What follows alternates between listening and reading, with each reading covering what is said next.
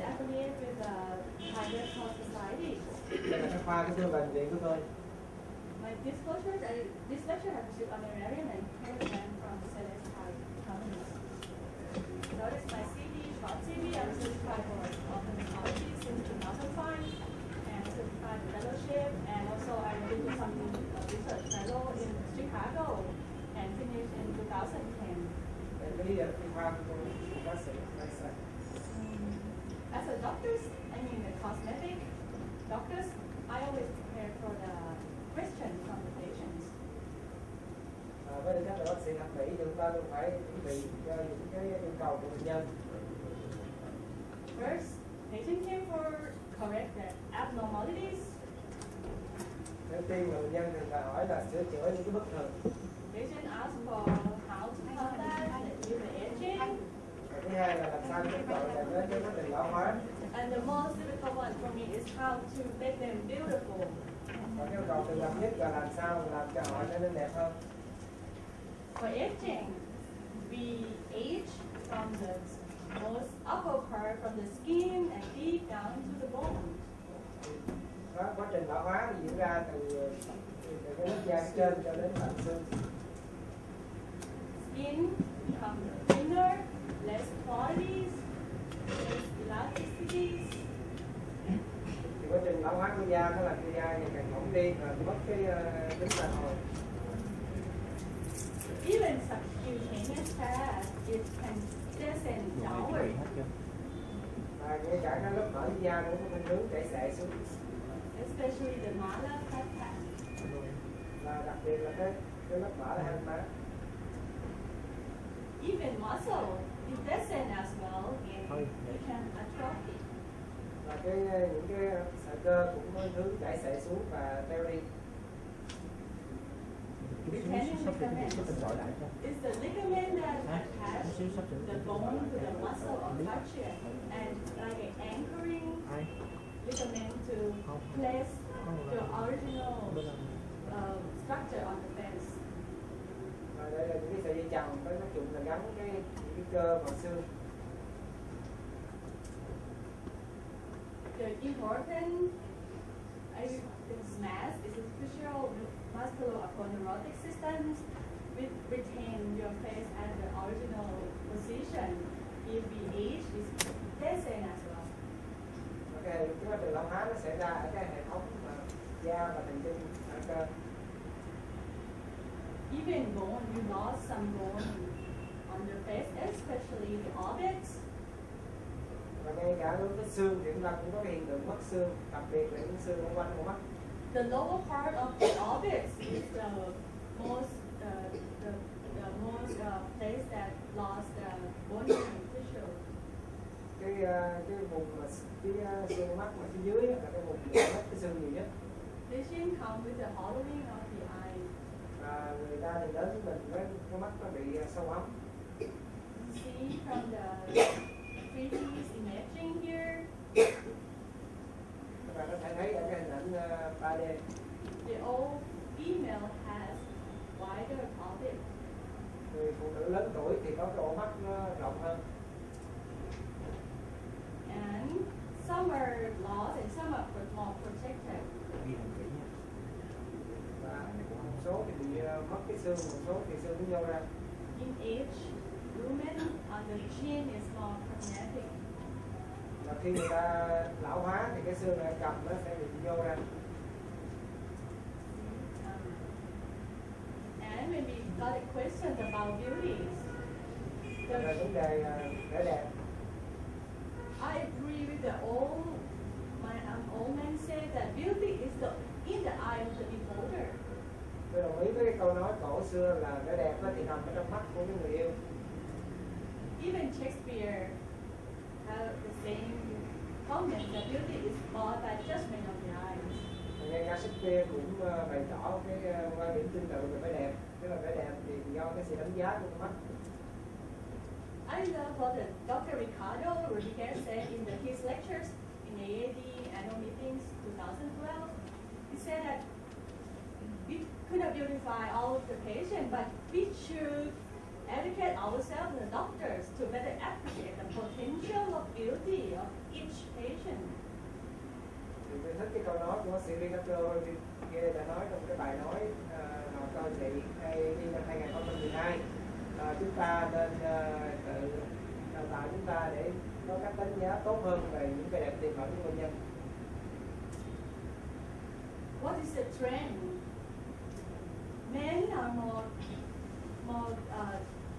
increasing more procedures to do the rejuvenations. Usefulness is the fashion, and senior people are accepted to do the more cosmetic procedures. And nowadays, the cost of the cosmetic procedures become cheaper. Những cái khuynh hướng ở trong cái việc làm trẻ hóa khuôn mặt ngày nay thì đàn ông thì có khuynh hướng là thực hiện nhiều cái thủ thuật thẩm mỹ, và thường là người ta đi theo cái thời trang, và người già người lớn tuổi thì cũng ngày càng làm những cái thủ thuật trẻ hóa này, và ngoài ra về cái giá chi phí của phẫu thuật và thẩm mỹ giảm, do đó ngày càng nhiều người có thể chấp nhận được. So how to create beauties? So that we have two choices at the beginning, that to have a decision that what to do, invasive or non-invasive. Để tạo ra vẻ đẹp thì chúng ta có hai lựa chọn, hoặc là làm cái hình xăm lớn hoặc không xăm lớn. For minimal invasive here, this is the stat from the American Plastic Society that said that minimal invasive procedures are 10 times more than surgical procedures. Thì theo cái thống kê của cái hiệp hội thẩm mỹ của Mỹ, Hoa Kỳ, thì ta thấy là những cái tỷ lệ mà phẫu thuật xâm lấn tối thiểu thì nó gấp 10 lần cái phẫu thuật ngoại khoa. The most is botulinum toxin, I think. Cái phẫu thuật mà thường làm nhất là chích botulinum toxin. Why? Because it's a minimal downtime. The patient can go out to their work or their regular life. It change little by little. This is may apply to the Asian patients because they don't want to have a drastic change like that. So they want to change a little by little. And they love the natural look. They want to look more like the doll or like plastic. They avoid the surgical treatment. And the patients love to hear that. You look beautiful today. What you have done to your face? Tại sao người ta thích làm những cái thủ thuật xâm lấn tối thiểu? Bởi vì nó có thời gian rất là ngắn. Cái thứ hai là nó làm biến đổi tình tiết một, do đó là những cái người xung quanh sẽ khó nhận ra, sẽ đem lại một cái vẻ đẹp tự nhiên, tránh được cái việc phải dùng con dao kéo, và bệnh nhân thích được nghe câu là hôm nay trong bạn rất là đẹp, và nó làm cái được gì vậy? Okay, well, the non-invasive procedure. I love that what the doctor who have that abbreviation called 4R for the facial rejuvenation. First are the relax that can be achieved by the toxin injection. The second one is to refill what is lost by filler of fat, resurface by any kind of lasers, and regrade by using the tightening device like frequencies and tablets. Thì những cái thủ thuật không xâm lấn nào thì có thể dùng để chống lại cái quá trình lão hóa. Tôi thích 4 cái chữ R của bác sĩ Wolfgang. Thứ nhất là relax, dùng cái toxin, thứ hai là refill, dùng cái chất làm đầy, thứ ba là resurface, làm lại bề mặt bằng cái laser, cuối cùng là regrade, dùng cái năng lượng sống cao tầng và những cái nâng mặt bằng những sợi chỉ. Okay, what lines can we correct with the botulinum toxin? For example, forehead lines, lateral lines, periorbital wrinkle, and lines. Những cái nếp nhăn nào chúng ta có thể sửa chữa bằng botulinum, nhất là những cái nếp nhăn trán, cái nếp nhăn trong mày, những cái nếp nhăn quanh đôi mắt, quanh miệng, và những cái nếp do nụ cười. Otherwise, we can make the people around the patient who got the toxin injection happier. When the patient who got the injections, they have more happy look, and the people around them they're happy with them. Ngoài ra cái việc chích toxin nó còn làm cho cái vẻ mặt của bệnh nhân nhìn rất là vui vẻ và ảnh hưởng đến những người xung quanh. will go through a little bit about the background. The botulinum toxin is produced by the Clostridium botulinum, and now it's FDA approved for glandular lines, hyperhidrosis, and cervical dystonia. There are 7 types of antigenic toxin, like A, B, C, D, E, F, G, but the only A and B type are used to as an aesthetic medicine. Tôi xin nhắc lại một vài điểm cơ bản. Thứ nhất là botulinum toxin được sản xuất từ cái vi khuẩn Clostridium botulinum, và ngày nay đã được FDA chấp thuận trong việc điều trị thẩm mỹ, và có 5 cái loại A, B, C, D, E, F, G. Tuy nhiên chỉ có 2 loại A và B là được sử dụng trong cái điều trị thẩm mỹ. The action is to inhibit the release of acetylcholine from the nerve terminal. Cái tác động của nó tác động ức chế cái sự phóng thích acetylcholine ở đầu tận cùng của dây thần kinh. By binding to the synapse 25 protein. Và cách gắn với cái synapse protein 25. This binding is not cause the permanent paralysis, but finally the body to generate the nerve sprouting at the nerve terminal that acetylcholine was blocked.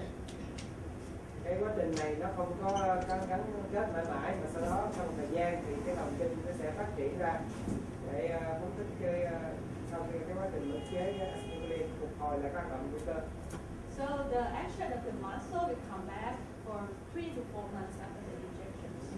Do đó cái tác dụng ức chế cơ thì kéo dài khoảng 3 đến 4 tháng.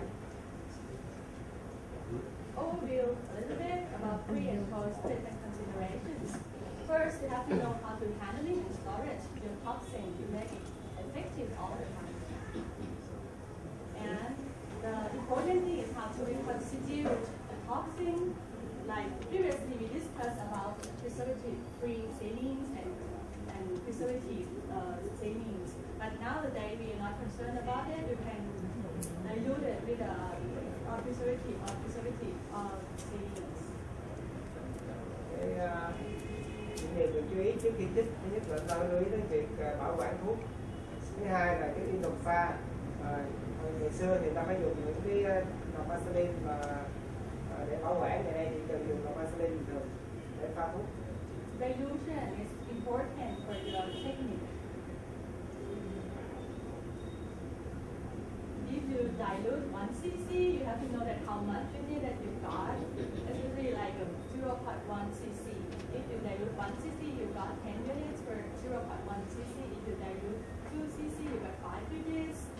And with the dilute with the 2.5 cc, you got 4 units for 0.1 cc. The first 3 are popular used nowadays. Các bạn cần phải biết rõ cái tỷ lệ pha loãng của mình. Nếu mình pha loãng 1 cc với 100 đơn vị thì mình sẽ có 10 đơn vị trong 0,1 cc. Còn pha loãng 2,5 cc thì mình sẽ có 4 đơn vị trong 0,1 cc. Đây là những cái tỷ lệ pha loãng thường dùng nhất. Why varies? Because of the diffusions. If you have different diluents, diffusions are different. If you dilute 2 units with 1 cc, the dilution, the diffusion is only 5 to 7 millimeters. If you dilute with a 2.5 cc, you got 1.5 centimeter diffusions. You have to know this because you don't want to attack the nearby muscle unintentionally. Tại sao chúng ta cần phải biết tại sao chúng ta phải pha loãng những cái nồng độ khác nhau? Bởi vì chúng ta pha loãng nồng độ khác nhau thì cái đường kính mà phân tán của thuốc ra xung quanh sẽ khác nhau. Chẳng hạn như chúng ta pha 1 cc trong đơn vị thì cái đường kính phân tán sẽ là 5 đến 7 mm, trong khi nếu pha loãng 4 cc với 100 đơn vị thì đường kính phân tán là 2 đến 5 mm. They do not freeze toxin once you pre-constitute, damage the toxin, and for the storage time, the FDA approved only 4 hours after reconstitutions. But the common use, if we can use up to 1 month. Các bạn chú ý là không được bỏ tủ lạnh đông cái botulinum toxin khi mà đã pha rồi. FDA chấp nhận cái việc dự trữ thuốc trong vòng 4 giờ, tuy nhiên thực hành hàng ngày thì có nơi người ta dự trữ đến 1 tuần. And they have different preparation, but I think in this country we have only 100 units per vial. Có nhiều cái dạng mà dạng thuốc đóng gói sẵn thì theo tôi thì ở Việt Nam chỉ có cái loại 100 đơn vị trong một lọ. The safety has like wide range of the therapeutic safety. In human is up to 3,000 to 4,000, but for aesthetic use we use not more than 400 units at once in one-time injection, and no report of the anaphylactic reaction and no systemic spread. Về cái tính an toàn thì cái thuốc này đặc biệt rất an toàn, bởi vì cái nồng độ độc có là khoảng 13.000 đến 4.000 đơn vị ở trên người. Trong khi trong lâm sàng chúng ta chỉ sử dụng từ 5 đến 400 đơn vị và không có báo cáo về cái phản ứng phản vệ cũng như là không có cái hiện tượng lan thuốc toàn bộ cơ thể. Contraindications and precautions. Patient who has known hypersensitivity to any components and toxin include albumin, and people who have neuromuscular disease such as myasthenic gravis, Lambert, Bell's, and peripheral neuropathies, and multiple sclerosis. People who are pregnant or nursing mothers. People who are currently on such medication like quinine, calcium blockers, penicillamine, and glucosamine enzyme. The only medication that I know that affect to the toxic is aminoglycoside. The interesting is that glucoside potentiate the effect of the botulinum toxin. Chống chỉ định và thận trọng thì đối chống chỉ định là những người mà có quá mỏng đối với những cái thành phần của thuốc, những người có những cái bệnh thần kinh cơ như là nhược cơ, bệnh entamement, bệnh nhịp cao và bệnh thần kinh cơ ngoại vi cũng như bệnh xơ cứng hệ thống, những người đang có thai và cho con bú và sử dụng những cái thuốc khác như là một số thuốc như quinine, thuốc chế canxi, aminoglycoside và thuốc kháng viêm non-steroid. Thì theo tôi thì biết thì chỉ có cái thuốc aminoglycoside là nó có ảnh hưởng nhiều đến cái nó làm tăng cái tác dụng của botulinum toxin. Related contraindications include the patient who currently has a blood circulation disorder, who have like medication that alter blood circulations, patient who has the infections or trauma in the treatment areas, who has injection phobias, who have unrealistic expectations, patient who has psychiatric disorders such as the psychosis, mania, severe depression, body dysmorphic disorder. Những cái chống nhìn tương đối thì bao gồm thứ nhất là bệnh nhân đang có những cái rối loạn về đông máu và đang sử dụng những thuốc chống đông máu. Cái thứ hai là những bệnh nhân có nhiễm trùng trước đó, nhiễm trùng hay chấn thương ở cái vùng mà mình điều trị. Thứ ba là bệnh nhân sợ thì thuốc và những bệnh nhân có những cái trong đợi không hợp lý, và cuối cùng là những bệnh nhân có rối loạn về tâm thần. Important document here is the consent. You have to explain what's botulinum toxin to the patient, the possible complications, and then the patient size. Quan trọng là các bạn phải yêu cầu bệnh nhân ký cái tờ consent là tờ đồng ý làm phẫu thuật, giải thích về những cái biến chứng có thể có. If anything wrong with the patient, you have legal to protect you. Nếu có điều gì xảy ra thì chúng ta có một cái bằng chứng pháp lý để bảo vệ chúng ta. Sets of photos, of course, like address and the facial expression pictures. Chúng ta phải chụp một số cái hình trước khi điều trị, để lúc mà bệnh nhân để im mặt hoặc lúc ra biểu cảm những cái cảm xúc. And planning for the treatment. Chuẩn bị cho việc điều trị. So, I said about the units that you want to put it on the patients. This depends on doctor preference, doctor experience and the patient preference. You may have to discuss a little bit about what's going to happen after the injection. And ask the patient, you want to freeze it or let it move a bit. Cái trước tiên là quyết định cái số đơn vị sẽ dùng cho mỗi bệnh nhân. Thì cái số đơn vị này nó tùy thuộc vào cái kinh nghiệm của bác sĩ và cũng như là những yêu cầu của bệnh nhân. If patient is new to the treatment, start with only one area to make him used to the medication, to the treatments. And you always have a second chance to add more units. Remember, never overtreat the patients. And even in the patient who has asymmetrical deformities or defect, symmetrical correction is recommended at the first visit. Nếu bệnh nhân mới điều trị đầu thì tốt nhất là chỉ nên bắt đầu với một khu vực. Thì luôn nhớ là bạn luôn có cái cơ hội thứ hai để cho thêm một cái liều thuốc. Do đó đừng có bao giờ mà điều trị quá tay. Và nếu bệnh nhân đi điều trị đầu thì lời khuyên là nên chỉnh sửa cho nó tương xứng. Male has more muscles mass compared to the woman. Higher unit, we need it. Và điểm lưu ý là nam giới thì có nhiều cái khối cơ lớn hơn là nữ giới, do đó cần nhiều cái lượng thuốc hơn. This is example of the dose planning. You have seen in it. I read a textbook. I will see that they put the same units in every injection point. But you remember, you don't need to do it exactly as what the textbook said or guidelines say. You have to create your own style. Chẳng hạn như trong sách textbook thì người ta cho là 3 cái điểm này mọi đều có cái lượng thuốc bằng nhau. Tuy nhiên nên nhớ là các bạn không bắt buộc phải theo hướng dẫn của sách giáo khoa mà tùy theo từng bệnh nhân.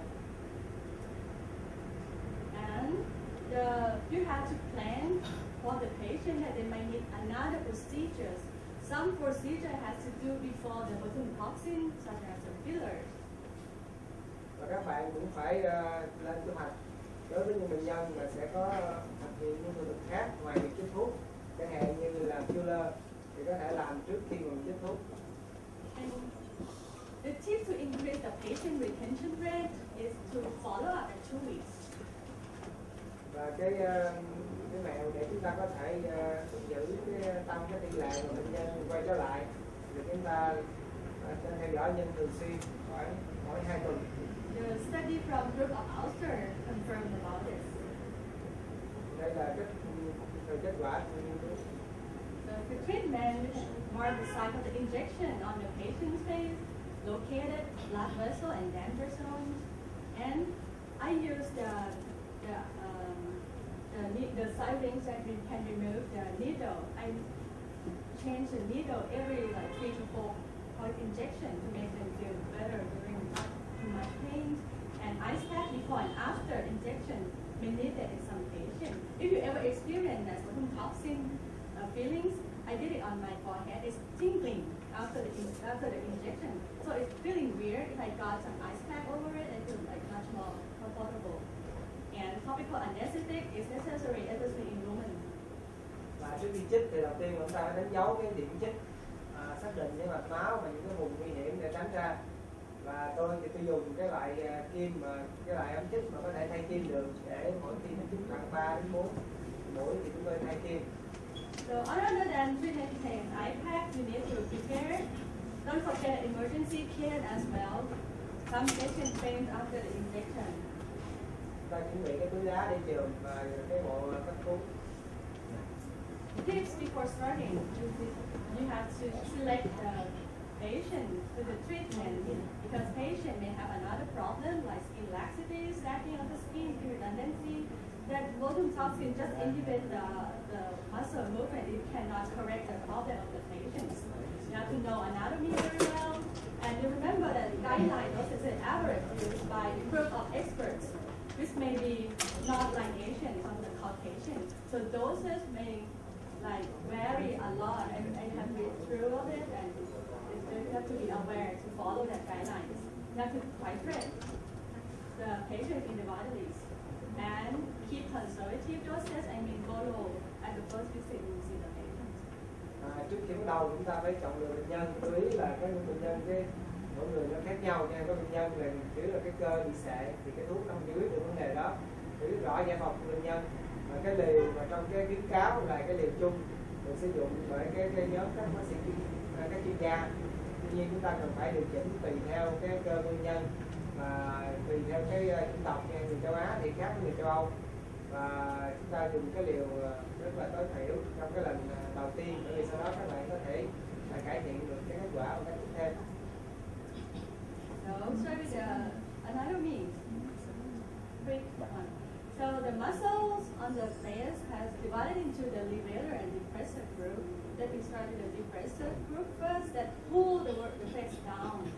Start from the corrugators procerus, mentalis, DAO, platysma, and depressor labii inferior is the depressor group, and the levator that pull up your face up. It's a good muscle here. So you have the frontalis, you have the levator group of the oral in the oral areas, which is a causes myelin. Consists of the four muscles: the levator, labii superioris, alanine, levator labii superioris, and sacromonicus minor and major. Đây là cho thấy những cái nhóm cơ, hai cái nhóm cơ dưới ở mặt là những nhóm cơ nâng, những cơ hạ xuống, hạ rồi có những cái cơ như cơ bình thạnh, cơ quanh ổ mắt, cơ hạ cái môi và cơ hạ cái góc miệng và cơ cằm. Còn lại là những cái cơ là nâng cái mặt lên, thì cơ nâng trán và cơ nâng góc miệng. For the orbital group, you know them all. Frontalis, orbital subline, that divided in into three parts, not two parts like this. The orbital part, the palpebral part, which is close to the eyelids, and the lacrimal part. It's important you inject the middle. And you have the corrugator supercilii and depressor supercilii. This is the muscle that you have to go another detail. And procerus.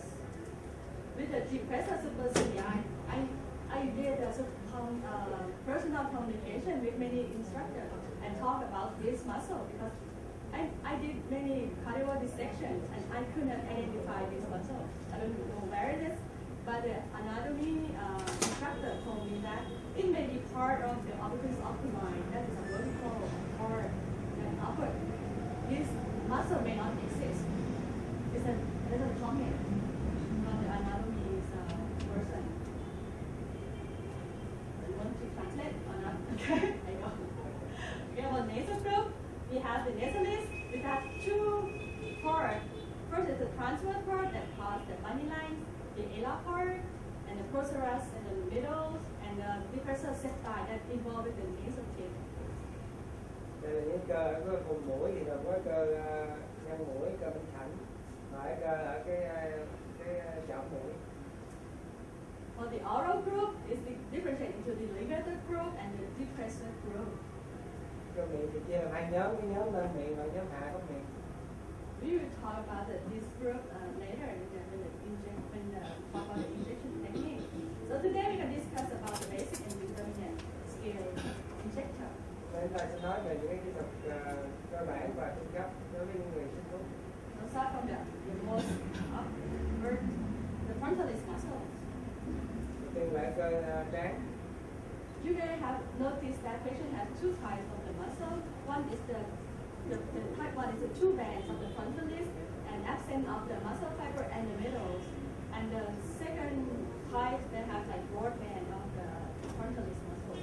Thì có hai loại cơ trán, nhất là có hai cái bảng ở hai bên và giữa không có cơ, và là thứ hai là một cái bảng rộng. Example of the type one, when he moved the frontalis up, the middle part is not moved at all. Đây là ví dụ của loại một là khi nhân trán thì ở cái khúc giữa nó không có nhân lên. So when I did the injection, I used less unit in the middle and concentrate on the moving part. Và do đó khi tôi chích thuốc thì tôi dùng ít thuốc hơn ở cái khu vực giữa và tập trung vào những khu vực hai bên. And after that, 2 weeks later, she has a beautiful result here. Sau 2 tuần bệnh nhân có một mặt rất là đẹp. So type 2, this is a broad band of the muscles. But we can divide it into the narrow one and the broad one. Đối với loại 2 thì cái cơ nó nằm từ trái sang phải, tuy nhiên cũng được chia làm hai loại, một loại có cái bảng rộng và loại bảng hẹp. With the broad band like this, and you have to inject like horizontal line like this. But in this case, I talk to the patient and I allow the lateral eyebrow move up a bit because she might not happy if I like freeze the muscle on the lateral part because it's not natural. Và đối với cái trường hợp bảng rộng như này thì tôi chích đều từ trái sang phải, nhưng mà trong đối với ca này thì ở hai cái đầu thì chích cái liều thuốc thấp để cho cái chân mày nó kéo lên chút, nhưng mà tôi phải giải thích trước cho bệnh nhân. So after 2 weeks, she still got some lines on the lateral part. Và sau 2 tuần các bạn có thể thấy là vẫn còn những cái nếp nhăn ở hai chân mày, nhưng mà trong cái tự nhiên. And you have a second chance to correct it. Và chúng ta cũng có cái cơ hội để điều chỉnh nó lại. And the broadband type. Đây một cái dạng, một cái bảng rộng. You may inject like horizontal lines along the line. Bạn cần phải chích dọc theo những cái đường nhăn từ trái sang phải. But never inject 1 centimeter above the eyebrow. That's cause the eyebrow ptosis. Nhưng mà đừng có chích 1 cm ở phía trên cái chân mày để tránh cái việc là sụp chân mày. It starts from the mid-pupillary line, mid-eyebrow. It's not involved in the carina, okay? You can inject on the carina area, but not further, more lateral on the picture. Cái vùng này là chủ yếu là tránh cái vùng mà ở cái giữa chân mày đi ra ngoài. Ở trong thì không có vấn đề. And patient who has eyelid ptosis have to be very careful, especially old ladies. Then sometimes they use the frontalis to move up the eyelids.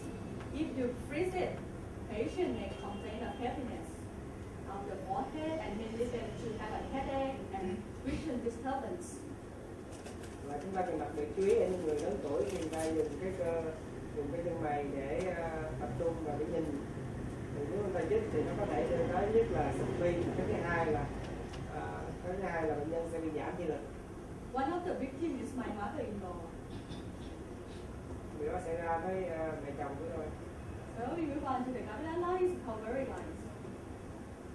Chuyển sang các người dùng cái nếp cong mày. In female, they usually have less muscle mass in comparing with the male. So 1 to 4 units to each injection site is adequate. Đối với phụ nữ thì chúng ta chỉ cần chích 1 đến 4 đơn vị, còn mỗi chích phải chích khoảng 3 điểm. Typically, usually 6 to 12 units. And complication is the diffusion of the Botox to the eyelid, they cause eyelid ptosis. And if you block it well, it can cause the change of the medial eyebrow position. Và thường lãnh tôi dùng từ 6 đến 12 đơn vị. Biến chứng có thể xảy ra là bị sụp mi mắt hoặc thay đổi cái vị trí của cái chân mày, cái phía trong chân mày. For male, they have like more volume of the muscles. Đối với nam giới thì cái cơ lớn hơn. I use 1 to 6 units per injection site. Điều đó tôi dùng là 1 đến 6 đơn vị trong mỗi điểm chích. In this case, they have 3 hits of the muscle there, so I put the 3 points injection. Trong trường hợp này thì tôi chích 3 điểm. You can even put 5 points injection if patient have 5 hits like that. But I use low units when I inject the lateral part. Các bạn có thể chích 5 điểm như này nếu bệnh nhân có cái 5 cái đọt sợi trên. Tuy nhiên mình mỗi điểm thì mình dùng cái liều thấp hơn, 1 đến 2 đơn vị. So you can see that the colligator may have more than 1 hit when you squeeze the ocular area. And also, we can inject even 7 points if the muscle is go high up to the forehead area.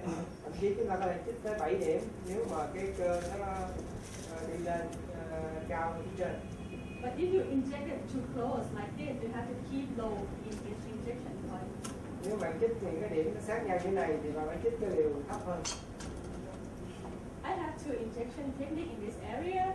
The first one is I put my thumb to pressure above the eyelid up here to prevent the diffusion of the injection downwardly, especially in the old ladies who have the lax skin and subcutaneous and loose subcutaneous tissues. I will pressure a bit and inject and have the needle point upward. Đây là cái thịt chúng tôi dùng ngón cái chặn cái phía trên của mi mắt và chích cái kim hướng ra phía ngoài. The another technique is I grab the muscle up and inject inside the muscle. Thì bệnh thứ hai là tôi nắm cái cơ lên để chích vào trong cái cơ.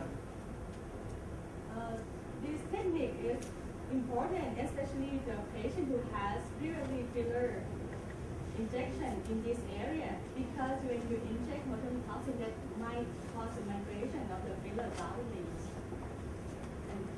Cái kỹ thuật này nó rất có lợi tại vì đối với nguyên nhân mà đã có dùng filler rồi, tại vì nếu mà chích không đúng thì nó có thể làm cái filler bị dịch chuyển đi.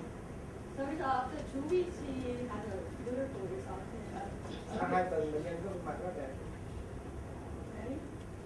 And the complication may occur in the group from the group doctors. The process of the eyelid can be possible. Usually peak at 2 weeks, but you can tell the patient it will gradually improve. Đây là cái biến chứng của đồng nghiệp tôi gặp là sụp mi mắt. Biến chứng này xảy ra mạnh nhất vào 2 tuần và sau đó nó giảm dần. In this case, you can also see the medial eyebrow position move upward a bit and laterally.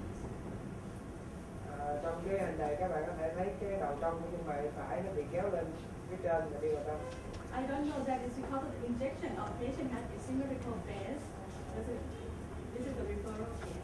Tôi không biết là cái này là do là bệnh nhân có khuôn mặt mất tương xứng sẵn hay là do chính thống. If patient complain about this, you can get the eyebrow like locating eyebrow, the example. Nếu bệnh nhân than phiền điều đó thì các bạn có thể cho bệnh nhân nhỏ mắt. So what do we observe if we treat both gavilla and periorbital wrinkles? You can see that eyebrow moves more laterally, a little bit upward. If you treat periorbital wrinkle and impulsive, the lateral eyebrow is going up a bit. Chúng ta có thể thấy điều gì sau khi chúng ta điều trị cái nếp nhân trong mày thì thấy cái hai chân mày nó rộng ra và đầu chân mày nó đi lên trên. See, and these two pictures has different eyebrows. Okay, let's discuss about the vessel superciliary before that. This muscle is mentioned from the Korean doctors that if we inject this muscle, they can elevate the medial eyebrow up. Đây là cho hạ bên trên. But it maybe can just a band of the orbital. Nhưng mà như trên nó nói thì cái này có thể nó chỉ là một phần của cơ vòng quanh mi thôi chứ nó không có tồn tại thực sự trong cái cơ riêng.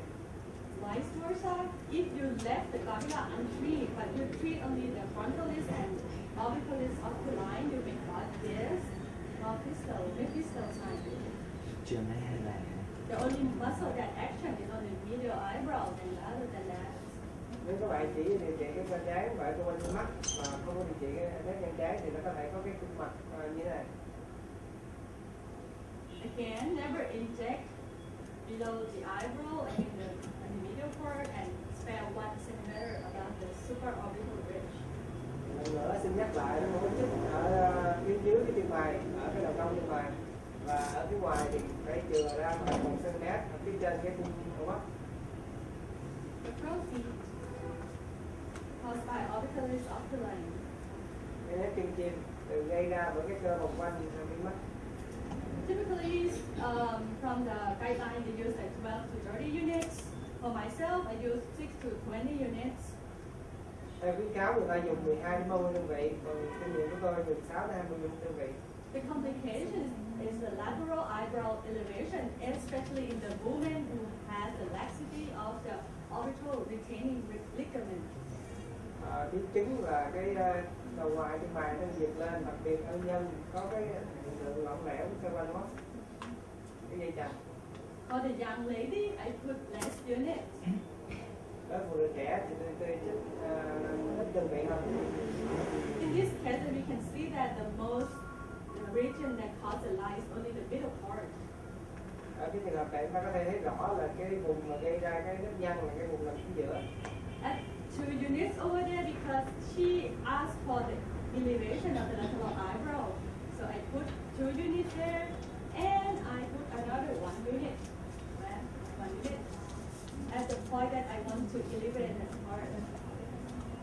Và các bạn có thể thấy là ở cái đầu ngoài của chân mày thì tôi chích 2 đơn vị và 1 đơn vị ở phía trong trước, mục đích là để làm nâng cái đuôi của chân mày lên theo đầu của bệnh nhân. And you can see the 1 unit at the lowest part. This is the malar smile line, so it may not cause solely by the organs of the line. It's because of the smile that can cause the this line. If we inject it too much or cause a diffusion below the zygomatic here, the zygomatic arch here, they can cause like a bulky appearance of the cheekbone. Và các bạn có thể thấy là tôi chích thêm một đơn vị ở cái phía dưới của cái đôi mắt. Thì cái nếp này thường nó tạo ra chủ yếu là không phải do cái đôi mắt mà là do cái nếp ở trên mắt khi người ta cười. Và các bạn để ý là đừng có chích thấp quá ở trên cái xương gò má, vì nó có thể làm lòi cái xương gò má ra, lộ ra. Some experts advise to put a filler in it instead of use the Botox for Mara smile line. Một số chuyên gia thì thích là dùng filler hơn là chích botox ở cái vùng này. See, after 2 weeks, he got a lot of eyebrow elevation a bit, and she liked it. Và 2 tuần sau thì cái đôi mắt phải nâng lên chút và cô thấy rất thích gì nữa. This guy is a man, they have more muscle mass, and also he has a variation of the office onto line and spread laterally. Và đây là người đàn ông, ta có nhiều cái cơ hơn và cái dạng cái đôi mắt khác nó tỏa ra bên phía ngoài. I add some units on the lateral part. Tôi chích thêm một vài đơn vị ở cái phía ngoài. Okay. The other tips here is to aware why you're injecting in the leg skin lesion because the injection spread further. Và điểm cần lưu ý ở đây là khi chúng ta chích vào chích cho những bệnh nhân có cái da lỏng lẻo thì cái thuốc nó sẽ lan xa hơn. So actually there are injection depth that used right now is the superficial one and the deep injection. The superficial is an intradermally injection. It's used in the plain muscle of the face. Và cái sự lan tỏa nó tùy thuộc vào cái vị trí chích là chích nông, chích sâu. But the deep injection is to put the needle until you're touching the bone and pull back a bit. Cái chích nông tức là mình chích ở trong da của bệnh nhân, chích sâu tức là mình chích con kim nó lúc vào cái bụng xương và mình rút ra một chút. This deep injection is necessary for the patient who have a lax skin as of the skin. Cái phương pháp mà chích sâu thì nó hữu ích cho những bệnh nhân mà có cái da lỏng lẻo.